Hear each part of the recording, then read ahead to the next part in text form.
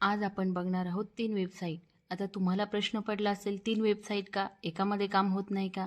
तर सांगते. माझे बाबा नेहमी म्हणायचे, "गाढवाचं काम गाढवा करणं आणि घोड्याचं काम घोड्याकडूनच करून घेतलं पाहिजे."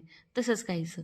काही वेबसाईट ज्या त्या कामात परफेक्ट असतात आणि आपण तिन्ही बघणार आहोत. तीनही वेबसाईट आपल्या आपल्या कामात निपुण आहे. आता प्रत्येकाचा ट्रेडिंग सेटअप वेगळा असतो. त्यामुळे आपल्याला तीनही बघणं गरजेचं आहे. तर आपण पहिली बघणार आहोत मनी कंट्रोल. आता मनी कंट्रोल का बघणार आहोत हे तुम्हाला लक्षात येईलच. आता प्रत्येकाचा ट्रेड सेटअप वेगळा असतो. काही काही खूप फास्ट असतात आणि काही फक्त न्यूज बेसवरतीच ट्रेडिंग करतात. तर मनी कंट्रोलवरती आपण काय बघणार आहोत, त्या कुठल्याही स्टॉकच्या न्यूज आणि फंडामेंटल कंट्रोल ही वेबसाईट 2 गोष्टींसाठी जगातील सर्वोत्तम वेबसाईट मानली जाते. तर त्या 2 गोष्टी कोणत्या आहेत? पहिली आहे कंपनीच्या बातम्या आणि दुसरी आहे कंपनीचे फंडामेंटल्स. आता न्यूज बेसवर कसा ट्रेड घेणार असा प्रत्येकाला प्रश्न पडेलच. परंतु काय होतं, तुम्ही बघितलं असेल आपला SBINचा असो किंवा भारती एअरटेल असो, याच्यामध्ये खूप मोठी न्यूज येणार होती, त्याचे रिझल्ट वगैरे लागणार होते. त्यामुळे आपण तो ट्रेड अगोदरच वॉच लिस्टमध्ये ॲड करून ठेवला होता आणि त्याने काय झालं, जेव्हा तो आपल्या परफेक्ट सेटअपमध्ये आला तेव्हा आपण डायरेक्टली त्यात एंट्री घेतली. किंवा एखाद्या वेळेस काय होतं, एखादा जो स्टॉक असतो तो एकदम 5 ते 10% वरती जम्प करतो किंवा मग तो डाऊन जातो. परंतु आपल्यालाही कळत नाही, अरे बापरे! एवढी मोठी कॅन्डल कशी आली? मग तेव्हा आपण काय करायचं, पटकन यायचं, मनी कंट्रोलवरती यायचं आणि सर्च बारमध्ये त्या स्टॉकचं नाव टाकायचं. आता आपण काय करूया, कालच SBINमध्ये न्यूज होती ना, तर तो स्टॉक बघूया त्याच्यात काय न्यूज आहे तर. आता आपण बघितलं SBIN टाकल्यानंतर खूप सारे आले. SBIN टाकल्यानंतर आपण काय करावं, खाली स्क्रोल करू.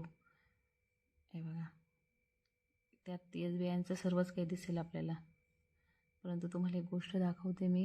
यांचा चार्ट बघा तुम्ही. आता यात अगोदरच कळलेलं होतं न्यूज होती, कारण त्याचा रिझल्ट पण लागणार होता. आणि हे बघा चार्ट बघा त्याचा. जस्ट कालच त्यांनी काय केलं, ह्या ट्रेड लाईनला ब्रेकआउट दिलं. आणि असे चार्ट तुम्हाला वॉच लिस्टमध्ये ॲड करायला काहीच प्रॉब्लेम नाही. मार्केट वाटतं तेवढं अवघड नाही आहे, फक्त मार्केटला तेवढा वेळ द्यावा लागतो. खाली जाऊया. इथे सगळी हिस्ट्री आहे त्याची.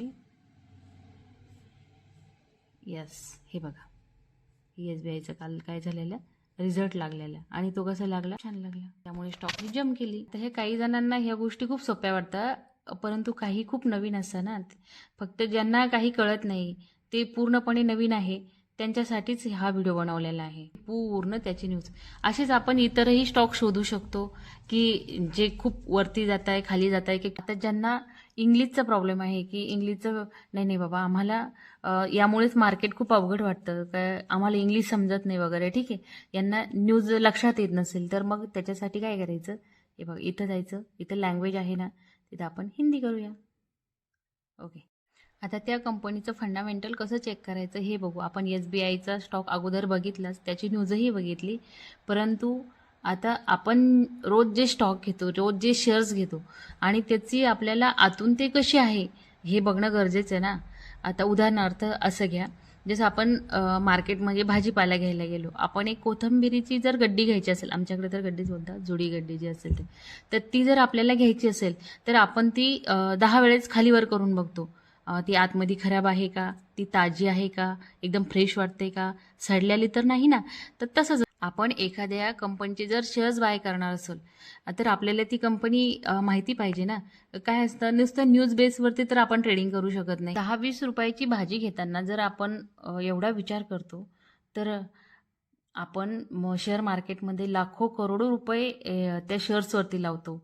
तर मग आपण एवढा तर विचार करायला पाहिजे ना की त्या कंपनीचं फंडामेंटल कसं आहे, ती कंपनी किती तोट्यात आहे. आपण आता SBIची न्यूज बघितली आणि टाटा मोटरचं फंडामेंटल चेक करूया. टाटा मोटर्स झाली. ओके, याला आपलं टाटा मोटर्स. हे बघा आपण इथं आलो आहे, हे सर्व दिसतंय कंपनीचं. लक्षात आलं तुमच्या? हां. तर कंपनीचं 1 पेक्षाही कमी कर्ज आहे, म्हणजे कंपनी चांगली आहे. हे बघा इथं फेस व्हॅल्यू 2 आहे. ओके, म्हणजे काही विषयच नाही. आणि आता आपण थोडंसं खाली गेलं, इथं आपल्याला दिसला चार्ट. आता वरती जाऊन जर बघितलं तर कंपनीचे आतून कशी आहे ते लक्षात येतं आणि थोडंसं जर खाली आलं तर कंपनी बाहेरून कशी, म्हणजे त्याचा चार्ट आपल्या लक्षात येतो. 1 मिनिटं याच्यासाठी काढला तर काहीच प्रॉब्लेम नाही ना. अंदाधुंद ट्रेडिंग करण्यापेक्षा या ना 1 मिनिट बघा इथे काय होतंय. तर खाली जर गेले तुम्ही स्क्रोल करत करत तर काही न्यूज वगैरे असली तर ती तुम्हाला दिसेल. बरोबर आहे, हे आली इथे न्यूज. मला आता अशी आशा आहे मनी कंट्रोलचं थोडं तरी तुमच्या लक्षात आलं असेल. आता काही काही खूप जुने आहे, ते तर त्यात एक्सपर्ट आहे, त्यांचा विषय नाही. जे खूप नवीन आहे त्यांच्यासाठी चाललंय सर्व. आता तुम्हाला प्रश्न पडला असेल, न्यूज नेमकं शोधायचं केव्हा? जेव्हा त्याच्यात न्यूज आली तो स्टॉक 9 ते 10% वरती गेला, बरोबर. पण मग तेव्हा न्यूज शोधून काय फायदा? म्हणजे अगोदर आपल्याला न्यूज कळायला पाहिजे ना. हो, तर अगोदरही आपण न्यूज शोधू शकतो. तर ते कसं सांगते, आपलं मार्केट ओपन किती वाजता होतं? 9:15ला, राईट. आणि मग आपण 8:30ला ती न्यूज शोधू शकतो. कशी शोधायची ते सांगते बघा. आपण मनी कंट्रोलच्या मेन पेजवरती आहे. आता आपण इथं जायचं, न्यूज हे ऑप्शन दिसतं ना आपल्याला इथं. न्यूजमध्ये आल्यानंतर आपल्याला जायचं स्टॉक्स. ओके, हे आपल्याला याच्या न्यूज सर्व अगोदरच भेटतं. दिसतं ना सर्व न्यूज. हां, मग न्यूज असली म्हणून त्या स्टॉकमध्ये जम्प करायची का? अजिबात नाही. कारण कधी कधी काय होतं, ह्या ज्या न्यूज असताना त्या फेक पण असू शकता. किंवा काय होतं आपल्या अगोदर. आता मी तुम्हाला सांगते, माझ्या ट्रेडचा विषय सांगते. आपण 2 जे ट्रेड घेतलेले, जस्ट काल आपण SBIचा ट्रेड घेतलेला आणि अगोदर आपण भारती एअरटेलचा ट्रेड घेतलेला. आता तुम्ही भारती एअरटेलचा चार्ट बघा. ही जी एवढी मोठी कॅन्डल दिसती ना, ती रिझल्ट लागल्यानंतरची कॅन्डल आहे. आणि त्याचा रिझल्ट कसा आला होता भारती एअरटेलचा? खूप छान रिझल्ट लागलेला. आणि व्हॉल्यूमही त्या दिवशीचे सकाळच्या कॅन्डलचं आहे. सपोज ज्याला माहिती आहे नाही एअरटेलचा रिझल्ट आहे आणि खूप छान लागलेला आहे, त्यांनी जर या कॅन्डलला इथे कुठे जर बाय केलं असेल तर त्याची किती वाट लागली. आणि जर त्यांनी ऑप्शनमध्ये जर कॉल घेतला असेल तर ते पूर्णच गेलं. कारण हे बघा, जी कॅन्डल बनली आहे तिचा आजपर्यंत तरी हाय गेला नाही आणि तो कधी जाईल हेही माहिती नाही. आता बघितलं तर न्यूज चांगली आहे, विशेष म्हणजे त्याचा रिझल्टही चांगला आलेला आहे. मग असं का होतं? तर हे आपल्या छोट्या ट्रेडरसाठी बनलेलंच नाही आहे. मार्केटमध्ये अशा काही गोष्टी आहे ज्या तुमच्या माझ्यासाठी टाकलेलं जाळं आहे आणि त्यात आपण फसायचं का? अजिबात नाही. जर आपल्या सेटअपमध्ये जर तो स्टॉक असेल तरच एंट्री करायची, नाही तर नाही करायची. दुसऱ्या न्यूजवरती पण होत नाही ना. आता मी याच्यावरती बाय केलं होतं. हे बघा, इथे एक हॅमर कॅन्डल आली होती आणि त्याची स्टडी आपण शेअर पण केलेली आणि तुम्ही त्याची स्टडी पूर्ण बघितली असेल. आणि तेवढ्या स्पीडने मी याच कॅन्डलवरती प्रॉफिट बुकिंग केलेलं आहे. कारण मला तेवढा अनुभव आला आहे, त्यामुळे मी केलं. आणि मी जर होल्ड केलं असतं तर माझीही तीच अवस्था झाली असती. नुसती न्यूज आली म्हणून कुठल्याही ट्रेडमध्ये जम्प करायची नाही. त्याच्यासाठी प्रॉपर सेटअपच पाहिजे, तरच आपण त्यात जम्प करायची. आता आपण आलो आहे दुसऱ्या वेबसाईटवरती, म्हणजेच आपल्या NSEच्या वेबसाईटवरती. आता NSE ही वेबसाईट आपली ऑफिशियल वेबसाईट आहे. NSE वेबसाईटचे काही सिक्रेट मी तुम्हाला सांगणार आहे, पण ते व्हिडिओच्या शेवटी सांगते. सुरुवातीला आपण या वेबसाईटमध्ये काय काय बघू शकतो ते एकदा बघू. आता आपण सगळ्यात अगोदर बघून घेऊयात मार्केटचे टॉप गेनर आणि टॉप लुझर जे स्टॉक असताना ते कसे शोधायचे. तर सगळ्यात अगोदर आपल्याला जायचं आपल्याला मार्केट डेटावरती गेलं. हे बघा, टॉप गेनर आणि टॉप लुझर या स्टॉकची त्या दिवशी जे स्टॉक वाढले ना तर त्यांची ही यादी. आणि हे झाले टॉप गेनर. आता हे झाले टॉप लुझर, जे पडले का त्यांची ही यादी. ही आपल्याला NSEच्या वेबसाईटवरती मिळून जाते. पण आता बऱ्याच जणांचा प्रश्न कसा असतो, आता जेव्हा आम्ही 9:30 नंतर बघतो, 9:15ला मार्केट ओपन होतं, मग त्याच्यानंतर जेव्हा आपण बघतो ना तेव्हा तो स्टॉक खूप पडलेला असतो किंवा खूप वाढलेला असतो. मग आम्ही एंट्री केव्हा घ्यायची हां तेही सांगते, पण ते थोडंसं व्हिडिओच्या शेवटी सांगते.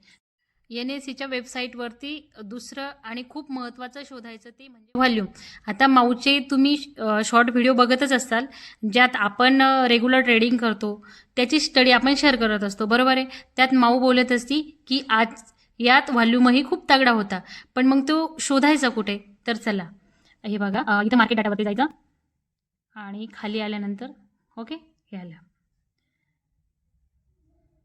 आता याने काय होतं माहिती का, जे ऑपरेटर असतात काही स्टॉक आहे ना ऑपरेट करून ते वाढवलेले असतात, त्यात व्हॉल्यूम अजिबात नसतो, परंतु आपण त्यात फसला जातो. जर आपण व्हॉल्यूम जर बघितला तर तो रिअल असतो, त्यामुळे आपण त्यात फसत नाही. ज्या स्टॉकमध्ये व्हॉल्यूम आहे तो स्टॉक आपल्याला बाय करायचा आहे. आता तुम्हाला प्रश्न पडला असेल व्हॉल्यूम नेमकं किती पाहिजे, तर रेग्युलरच्या सरासरीना 3 ते 4 पटीने जर जास्त असेल तर तो व्हॉल्यूम खूप चांगला आहे, त्यामुळे तुम्ही तो शेअर वॉच लिस्टमध्ये ॲड करू शकता किंवा तुम्हाला सेटअपमध्ये बसला तर त्यात एंट्री घेऊ शकता. तिसरं आपण NSEच्या वेबसाईटवरती बघू शकतो ओपन इंटरेस्ट आणि ऑप्शन चेन. आता OI सर्वात महत्त्वाचं म्हणजे जे ऑप्शन ट्रेडिंग करताना त्यांच्यासाठी खूप महत्त्वाचं आहे. मी ऑप्शन ट्रेडिंग करत नाही, त्यामुळे मी जास्तीची जास्त इकडे फिरकतही नाही. ज्यांना झटापट श्रीमंत व्हायचं असतं ते लोक ऑप्शन ट्रेडिंग करतात. ते मग OI ही चेक करत नाही, ते अंधाधुंद ट्रेडिंग करतात. कॉल पुट जर त्यांनीही इथं येऊन जर ऑप्शन चेंज जर व्यवस्थित रीड केली तर त्यांचाही लॉस होणार नाही. तर शॉर्टकटमध्ये आपण बघूया ऑप्शन चेंज कशी बघायची. तर हे बघा, इथं जायचं, इथं गेलं की आपल्याला भेटन ऑप्शन चेंज. आपल्याला कुठल्या स्टॉकची वगैरे जर ऑप्शन चेंज बघायची असेल तर आपण त्या स्टॉकचं नाव इथं टाकून द्यायचं, ते आपल्याला त्या स्टॉकची ऑप्शन चेंज इथं भेटून जाईल. आता काय होतं, बरेच जण इंडेक्समध्ये ट्रेडिंग करतात किंवा काही स्टॉक ऑप्शन करतात, तर त्यांना ही खूप महत्त्वाची आहे. आणि खरं सांगायचं म्हणजे जे नवीन ट्रेडिंगमध्ये आले त्यांना खूप पटकन करोडपती व्हायचं होतं. त्यांनी जर इथं येऊन थोडेसे जर कष्ट घेतले असते, ऑप्शन चेनचे इथं कोणत्या प्राईजमध्ये काय झालं, कुठं बिल्डअप झालं, कुठं शॉर्ट कवरिंग झालं, कुठं काय झालं वगैरे हे सर्वच इथं दिसतं. इथं जर त्यांनी बघितलं असतं तर नक्कीच त्यांनीही त्या मार्केटचं नाव बदनाम नसतं केलं. लोक आज सरळ सरळ म्हणता शेअर मार्केट म्हणजे जुगार. नाही आहे जुगार. आयुष्यात जुगार आहे ना. मग ऑप्शन चेंजमध्ये बरंच काही शिकायसारखं आहे, परंतु आज आपल्या या व्हिडिओमध्ये ते नक्की शिकवणं होणार नाही. जर तुमची इच्छा असेल तर नंतर बघूयात.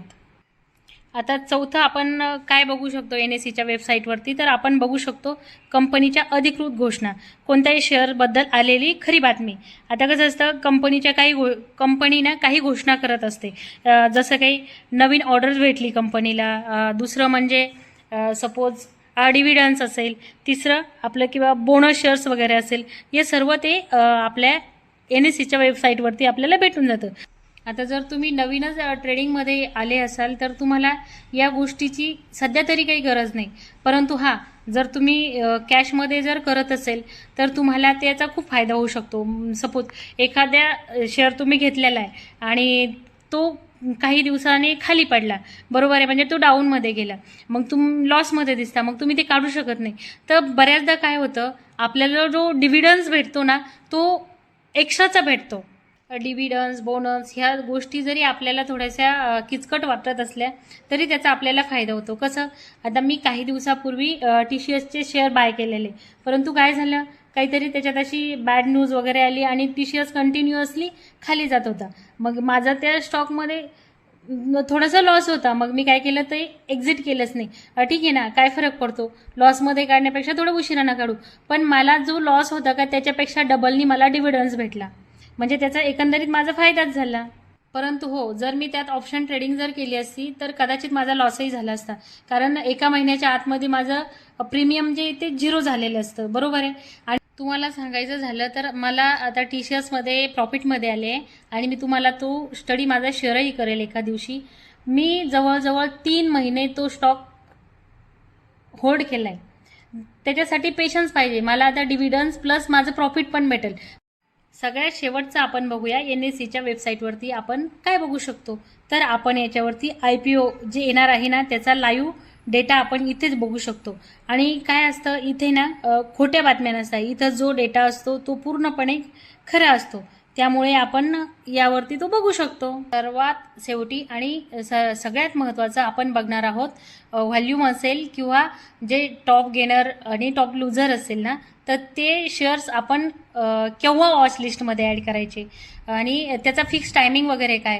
तर सांगायचं झालं म्हणजे आपण त्याची वॉच लिस्ट अगोदरच्या दिवशी, कोणी तर 8-8 दिवसाची वॉच लिस्ट बनवून ठेवतं, ते आपण अगोदर बनवून ठेवू शकतो किंवा त्याचं टायमिंग मी सांगते तुम्हाला. परंतु त्या आता याचा टायमिंग, बेस्ट टायमिंग मी तुम्हाला सांगणार आहे, कारण 15 मिनिटानंतर जर आपण हे बघायला गेलो तर ते खूप वरती गेलेले असते, म्हणजे आपण त्याच्यात जम्प करू नाही शकत.